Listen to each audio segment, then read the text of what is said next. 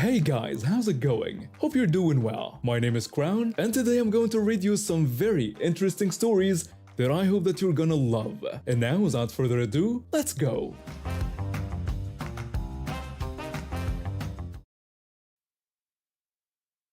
I've always been protective of my younger sister. She's 3 years younger than me and has been into running since she was little. While I focused on martial arts, she found her passion in track and cross country. Our parents have always supported our different interests, and we've been each other's biggest cheerleaders. This story happened last spring when my sister was training for the state cross-country championships. She had to qualify through local competitions first, and there was this one race that I'll never forget. Not because of my sister's performance, but because of what happened afterward. I was there to support her at the local qualifying race. It was a beautiful day, perfect for running, and my sister was in high spirits as she got ready at school. That's when everything started going downhill. This woman approached my sister while she was stretching. She asked my sister if she was entering the race that day. When my sister confirmed she was, the woman declared that her child was going to enter and win. My sister just laughed politely and wished her daughter good luck.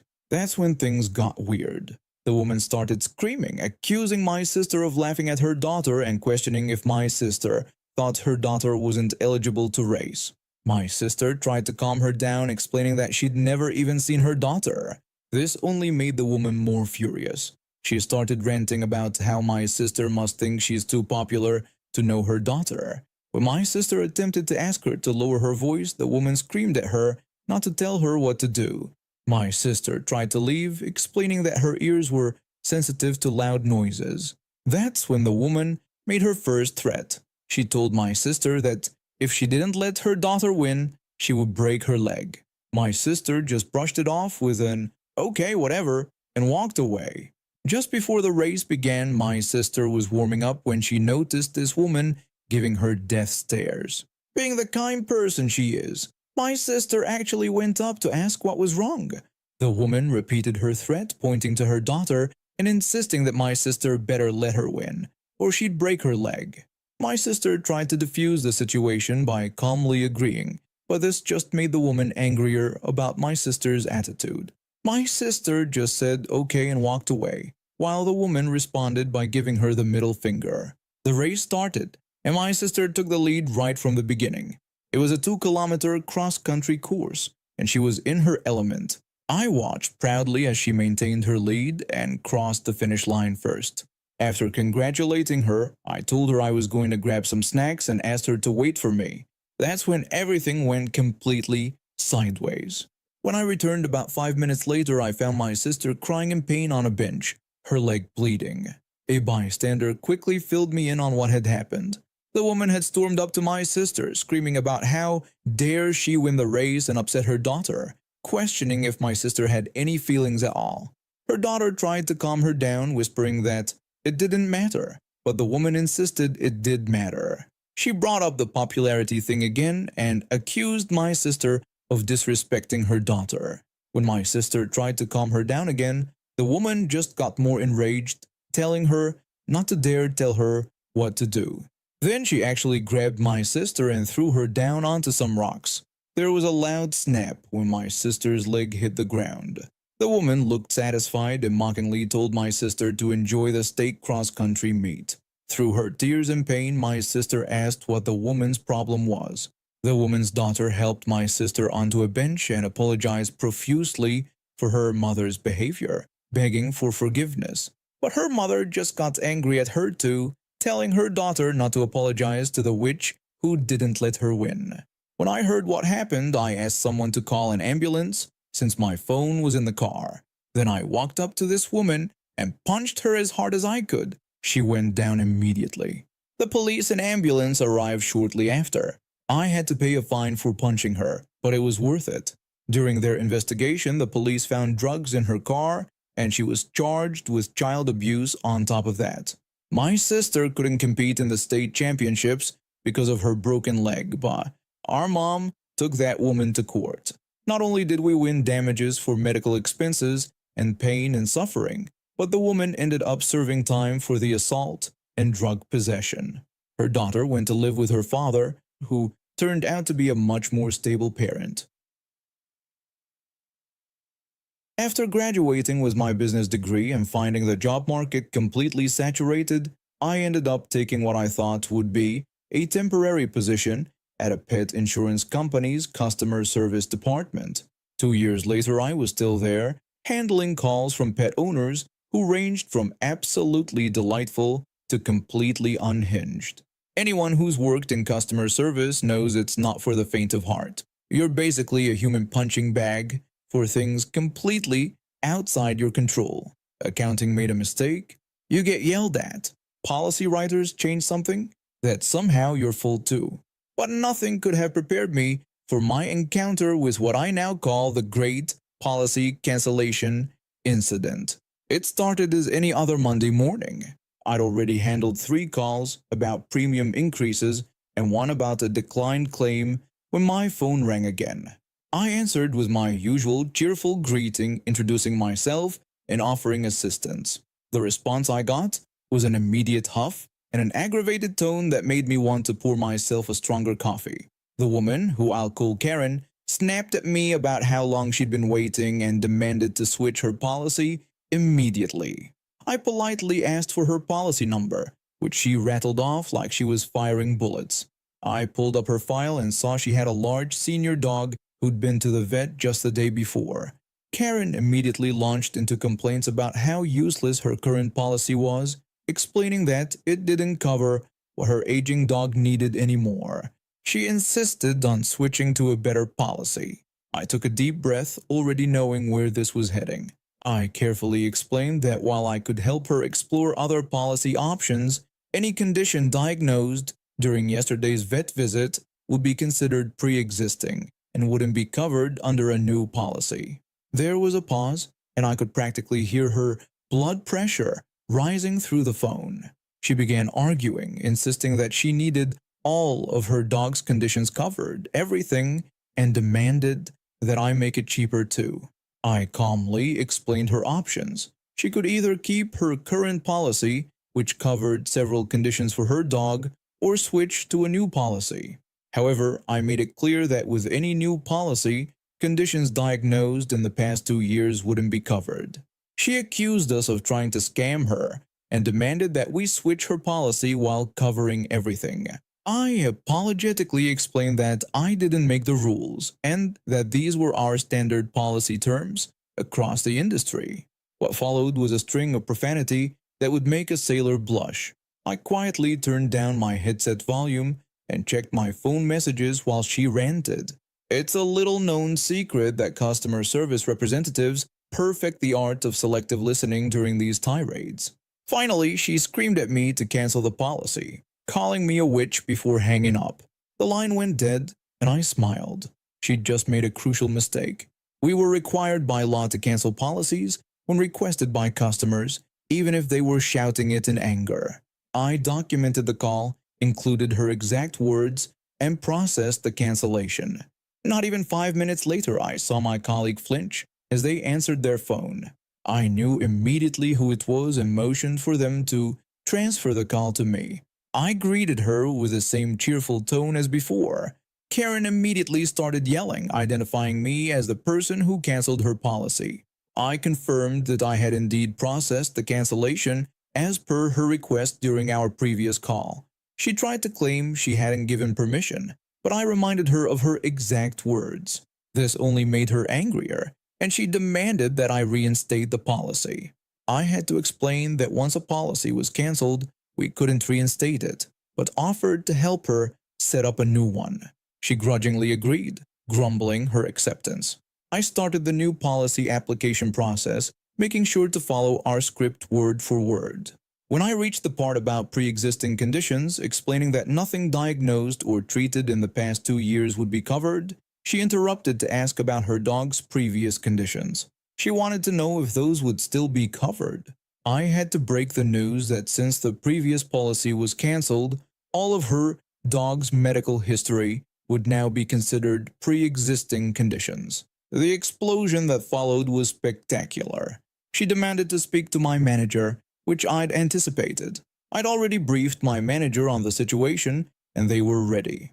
My manager calmly explained that I had followed proper procedure and that we were legally required to process cancellation requests. Karen tried to argue that she'd said it in anger and hadn't meant it, but my manager simply reminded her that this should serve as a lesson to think carefully before making such requests. Karen threatened to sue us and report us to everyone she could think of.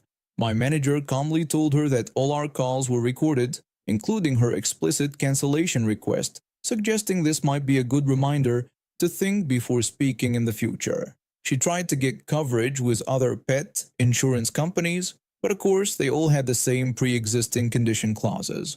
Her moment of angry demands had cost her all the coverage she'd built up over years. A week later, she tried to write a negative review online about how we tricked her into canceling her policy. The company's legal team responded by posting the transcript of her cancellation request. I have always been a jack of all trades. By my late 30s, I had jumped between being an information technology specialist, programmer, cook, and retailer. Life has taken me through various paths, and honestly, I wouldn't have it any other way. Each job taught me something different, but my college years, those were something else entirely. This story takes place during my college days. I was staying over at my friend's apartment near campus. You know the type: cheap rent, paper-thin walls, mostly occupied by students. It might as well have been a dorm. The neighborhood wasn't the safest, especially late at night, which is why I often crashed at his place after our Dungeons & Dragons sessions. That one night we had just wrapped up an intense campaign around 1 a.m. My friend and I were total nerds, and proud of it. We were both under 21, more interested in slaying dragons than partying. Everything was fine until 5 a.m. rolled around. That's when it started. The most ear-splitting metal music I'd ever heard, blasting from his roommate's room right next door. I jolted awake, my heart practically jumping out of my chest. I asked my friend what that awful noise was. He casually explained it was just his roommate's morning routine. Shocked, I questioned if this happened every morning at 5 a.m. My friend confirmed it did, mentioning that he'd tried asking his roommate to turn it down. When I pressed about the roommate's response, my friend admitted the guy just told him to get lost. Who plays metal music at full volume at 5 a.m. in an apartment complex? When I asked my friend about how long this had been happening, he told me it had been going on for about 3 months, so regularly you could set your watch to it. This got under my skin, which isn't easy to do. I'm usually pretty laid back, but this was ridiculous. While the roommate was out, we decided to investigate his room. It was a mess, clothes everywhere, empty food containers, but what caught my eye was his stereo system. It wasn't top of the line, but it was decent enough. That's when the idea hit me. We headed to this now defunct electronics store and bought some supplies. The plan was simple but devious. We got some mini speakers and a really long cable.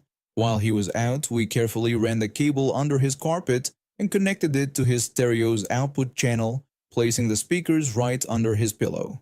We made sure to hide everything perfectly. The cables, the connections, everything.